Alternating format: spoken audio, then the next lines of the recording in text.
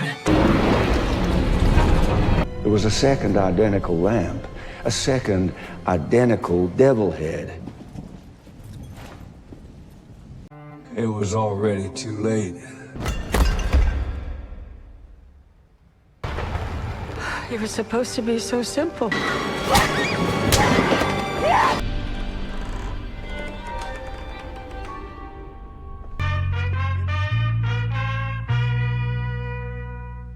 Film ini dimulai dengan Benoit Bland membaca surat dari Pastor Jude Duplantier, seorang mantan petinju yang beralih profesi menjadi pendeta. Jude kembali ke awal kisahnya, di mana ia mendapat masalah karena memukul seorang diakon yang kurang ajar di gerejanya dulu. Meskipun Uskup Langstrom berpikir Jude benar karena memukul orang itu, ia mengirim Jude ke Our Lady of Perpetual Fortitude di Chimney Rock untuk menghindari masalah. Jude memulai masa jabatannya sebagai pendeta di bawah Monsignor Jefferson Wicks, pendeta gereja yang sangat dicintai. Mereka memulai dengan meminta Wicks mengaku kepada Jude, yang hanya melibatkan Jude harus mendengar berapa kali Wicks telah melakukan masturbasi baru-baru ini. And I did this. Wicks dibantu oleh tangan kanannya yang setia, Martha Delacroix, yang mengenal kakek Wicks, Prentice dan menikah dengan penjaga kebun yang baik hati, Samson. Melalui Martha, Jude mengetahui tentang ibu Wicks, Grace, yang disebut sebagai pelacur nakal karena gaya hidupnya yang kurang ortodoks. Ketika Prentice meninggal, Grace mewarisi hartanya, yang membuatnya tidak memiliki apapun kecuali sebuah kotak berukir, apel Hawa, yang berisi patung Kristus. Dia menghancurkan gereja dalam kemarahan dan menyerang Martha muda sebelum meninggal karena aneurisma otak di depan makam ayahnya.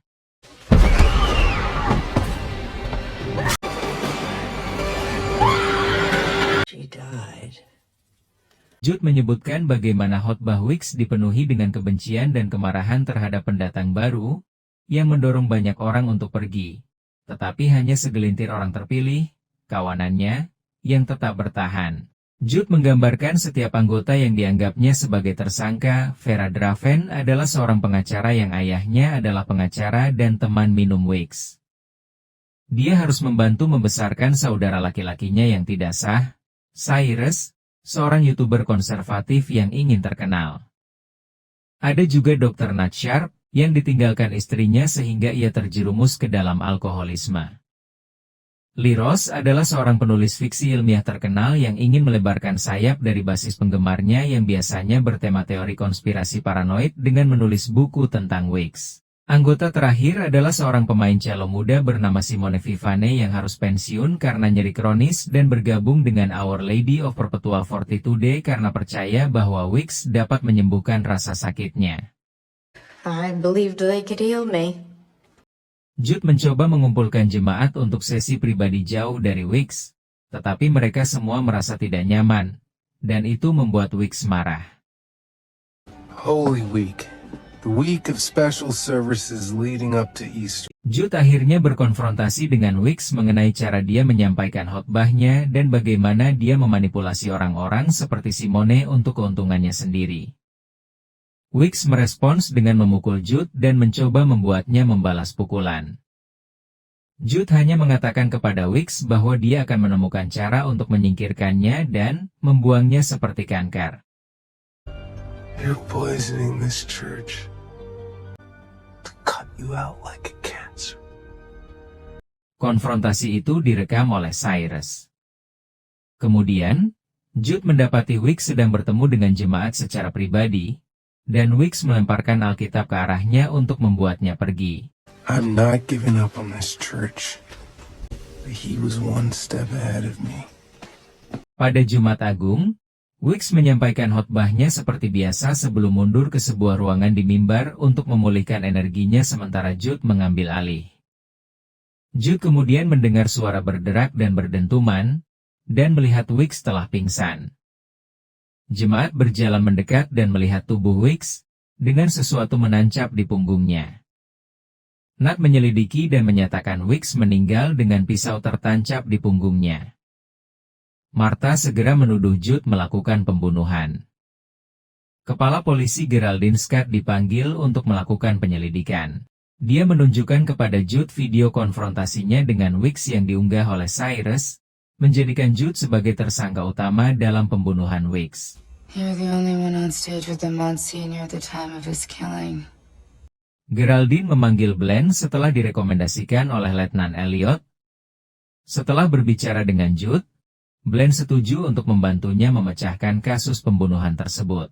Listen, you want to kick me out, you go right. Blaine, Jude, dan Geraldine memulai penyelidikan dengan memeriksa senjata pembunuh, sebuah pisau dengan kepala setan yang dikenali berasal dari lampu di sebuah bar. Tetapi gagang kepala setan tersebut telah dicat merah, menurut pemilik bar Nicolail. Di bar, Jude menyadari bahwa Nat ada di sana, sudah mabuk dan menuduhnya membunuh Weeks. There it is. Guess what you did it with? Ketiganya juga memeriksa ruangan di mimbar. Dan, setelah Jude berbicara dengan Samson tentang permainan yang berlangsung bersamaan dengan khotbah, mereka menyimpulkan bahwa sesuatu terjadi dengan remote pada saat kematian Weeks. So when the RF burst happened, he was already on the ground with the knife in his back and...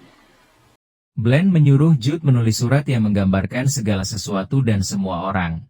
Dan Blaine menuduh Jude telah menyembunyikan fakta bahwa ia tidak menyebutkan pengetahuannya tentang Weeks yang seorang peminum. Pada saat kematiannya, Jude menyembunyikan sebuah botol minuman keras dari kawanan domba ketika mereka menemukan tubuhnya. Dan ia kemudian menyembunyikan botol itu lagi.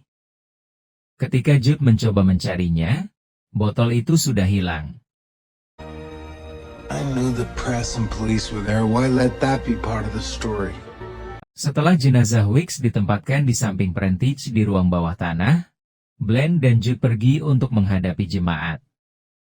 Cyrus mengungkapkan bahwa dia merekam pertemuan mereka dengan Weeks selama Minggu Palma ketika Jude masuk dan memergoki mereka, tetapi anggota jemaat lainnya bergegas untuk mencegah keduanya melihat video tersebut sampai mereka mengunci diri di kantor Weeks bersama Cyrus. Video tersebut mengungkapkan bahwa Vera telah mengkonfrontasi Weeks dengan kebenaran tentang Cyrus, bahwa Weeks adalah ayah kandungnya dan pewaris hartanya. Weeks baru-baru ini menemukan kekayaan kakeknya senilai $80 juta, EVS Apple, dan dia serta Cyrus telah bersekongkol untuk bekerja sama memasuki dunia politik. His grandfather's family fortune lost all these years. He told me he found it just this week. Selain itu, Weeks telah merendahkan semua orang di jemaat karena berbagai alasan, Nat karena berpraktik kedokteran sambil mabuk, Lee karena tulisannya yang buruk, Vera karena menjadi mimpi buruk ayahnya, dan dia mengejek Simone karena menginvestasikan tabungannya ke gereja karena mengira Weeks akan menyembuhkan rasa sakitnya.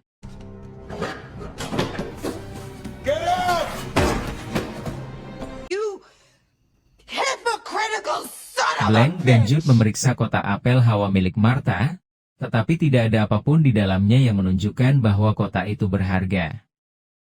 Jude juga memeriksa dokumen untuk mengetahui kapan forklift untuk membuka makam akan tiba, dan pesanan itu dibuat 2 hari sebelum kematian Weeks. Dia menelepon perusahaan untuk mencari tahu siapa yang membuat pesanan tersebut dan berbicara dengan seorang perwakilan, Louis, yang setuju untuk memberikan informasi yang dia butuhkan. Tetapi dia juga dengan berlinang air mata meminta Jude untuk mendoakan dirinya dan ibunya, yang menderita tumor otak stadium akhir dan menghabiskan pertemuan terakhir mereka dengan bertengkar.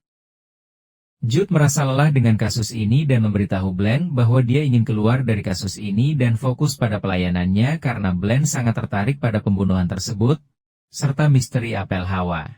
Dia juga memberitahu Blaine tentang bagaimana dia membunuh seorang pria di ring tinju selama masa karirnya sebagai petinju, dan dia mengakui bahwa dia membenci pria itu dan membunuhnya dengan kebencian.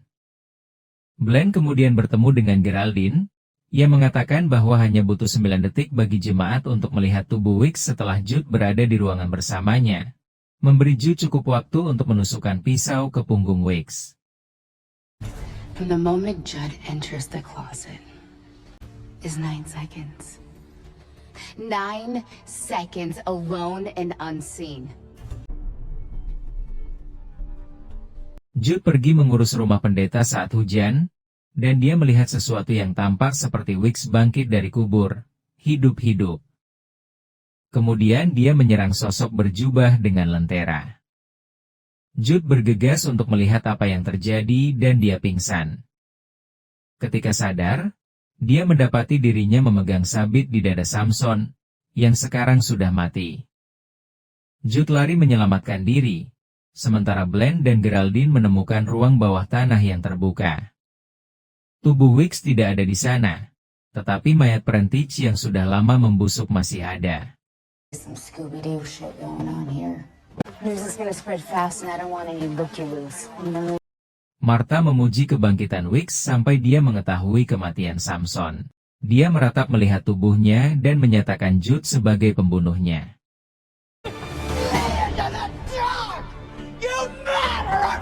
Di hutan, Jude menerima telepon dari Louis, yang memastikan bahwa Weeks memanggil forklift. Martha memanggil jemaat untuk menyaksikan mukjizat, sementara Geraldine meninjau rekaman keamanan di luar ruang bawah tanah. Rekaman itu menunjukkan Weeks muncul dari ruang bawah tanah dan tampaknya menyerang Samson, diikuti oleh Jude yang meluncur menuruni bukit beberapa saat kemudian. Bland menangkap Jude yang bersiap untuk menyerahkan diri karena dia benar-benar percaya telah membunuh Samson. Tetapi Bland segera membawanya keluar agar mereka akhirnya dapat menyelesaikan kasus tersebut. Setelah memeriksa lebih lanjut gambar di bar, tempat pegangan kepala iblis diambil, Bland dan Jude melihat bahwa lampu kedua kehilangan satu kepalanya. Bland dan Jude pergi ke rumah Nat untuk menanyakan apa yang terjadi. Mereka mendapati bahwa telah terjadi perkelahian, dan mereka pergi ke ruang bawah tanah untuk menyelidiki bau busuk. Mereka menemukan tubuh Weeks, sudah mati, dengan lengannya hangus terbakar di dalam bak berisi asam. Setelah menguras bak tersebut, Bland dan Jude menemukan mayat Nat yang telah larut. In the flesh. Yeah, what's left of it? Bland dan Geraldine mengumpulkan jemaat di pagi hari di gereja, tempat Jude bersiap untuk menyerahkan diri dan ditangkap. Bland menghentikan Geraldine agar tidak menangkapnya saat ia menjelaskan bahwa Natlah yang menusuk punggung Weeks dengan pisau setelah botol minumannya dicampur dengan pentobarbital. Kepala iblis di bagian belakang jubah Weeks sudah dijahit, tetapi Nat mencabutnya dan menusukkan pisau ke sana setelah ia mengaktifkan petasan yang meledak setelah Weeks pingsan. Because the second devil head was there all the time, sewn to the back of his vestments. Ketika tiba saatnya Bland menyelesaikan seluruh kasus, ia mengaku pada akhirnya tidak mampu melakukannya, dan jemaat pun pergi. Okay, alright. Show's over. Everyone out. Geraldine bersiap untuk menangkap Jude atas pembunuhan Samson, sampai Bland mengatakan bahwa pembunuh sebenarnya akan mengungkapkan diri mereka sendiri. Dan memang, pembunuh itu masuk dan mengungkapkan dirinya sebagai Martha. Bless me, Father, for I sinned. I told myself it started with pure intent. Bland mengizinkannya untuk mengaku, karena dia telah mengetahui sebelumnya bahwa itu adalah Martha. Martha menjelaskan bahwa apel Hawa adalah sebuah berlian, dan bahwa Grace awalnya telah menghancurkan gereja untuk mencarinya, tanpa mengetahui bahwa Martha telah melihat Prentich menelannya, yang menyebabkan kematiannya. This is Eve's apple, Martha. My entire cursed fortune. Martha muda bahkan mengejek Grace karena hal itu, itulah sebabnya dia menyerang gadis itu. Martha secara tidak sengaja mengaku kepada Weeks, bukan kepada Jude, tentang lokasi berlian tersebut, dan itulah bagaimana Weeks memulai rencananya untuk menyebarkan kebenciannya ke dunia politik. Martha menggunakan Nat dan Samson untuk membantu, dengan Nat yang melakukan perbuatan itu, dan Samson menyamar sebagai Weeks agar tampak seperti dia telah bangkit dari kematian. Namun, Nat menjadi serakah dan berpikir apel Hawa adalah kunci untuk memenangkan kembali istrinya. Dia membunuh Samson dan berencana untuk membunuh Martha ketika dia pergi ke rumahnya setelah mengetahui kematian Samson. Dia menyadari bahwa Nat meracuni kopinya dengan dosis pentobarbital yang mematikan. Tetapi dia menggantinya dan membiarkan Nat meminumnya sebelum melarutkan tubuh Nat. tell the world, but Martha kemudian pingsan, karena dia telah meminum sisa pentobarbital. Itulah sebabnya Blaine membiarkannya menceritakan versinya. Jude memeluk Martha dan mengampuni dosa-dosanya. Dan dia meyakinkan Martha untuk akhirnya melepaskan kebenciannya terhadap Grace sebelum dia meninggal, membiarkan apel Hawa jatuh dari tangannya. Kemudian, para tokoh yang selamat melanjutkan hidup mereka. Vera menutup firma hukum ayahnya dan berencana memulai hidup baru. Simone kembali bermain cello dan berjuang mengatasi rasa sakitnya. Lee menulis bukunya tentang Weeks, tetapi meskipun sukses, buku itu menarik penggemar aneh yang ingin dia hindari. Cyrus sekarang berada dalam posisi yang sama seperti ayah dan neneknya, tidak mendapatkan sepeser pun dari warisannya. Dia mengancam akan menuntut Blaine dan Jude atas keberadaan berlian itu, tetapi mereka berpura-pura tidak tahu apa yang Martha lakukan dengan berlian itu. Blaine dan Jude berpisah secara damai.